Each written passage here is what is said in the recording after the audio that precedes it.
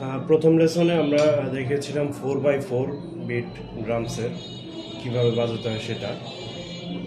প্রথম লেসনে দেখেছিলাম এটা 1 2 3 4 5 6 7 8 1 2 3 4 5 6 7 8।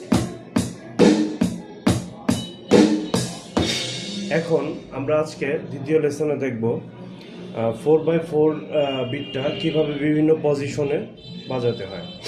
যেমন আমরা প্রথম বাজিয়েছি 4x4 বিট 1 2 3 4 5 6 7 8।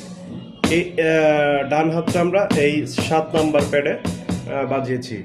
এখন ডান হাত আমরা বিভিন্নভাবে বিভিন্ন পজিশনে বাজাবো। যেমন 1 2 3 4 5 6 7 8। 8 শেষ করার পরে 1 আমরা এই দুইটা মিলে বাজাতে পারি। যেমন 1 2 3 4 5 6 7 8 1 2 3 4 5 6 7 8। এটা সবসময় না, মাঝে মাঝে আর কি।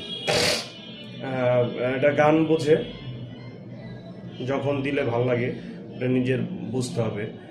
যেমন বাজাচ্ছি 1 2 3 4 5 6 7 8 1 2 3 4 5 6 1 2 3 4 5 6 7 8 1 2 3 4 5 6 7 8। এটা হচ্ছে একটা পজিশন।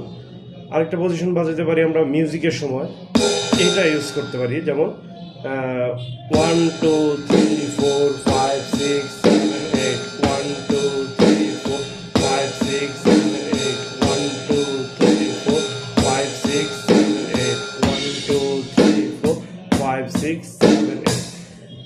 তারপর এই পজিশনে বাজাতে পারি 1 2 3 4 5 6 7 8 1 2 3 4 5 6 7 8 1 2 3 4 5 6 7 8। এটা হচ্ছে বিভিন্ন পজিশনে প্র্যাকটিস করবেন।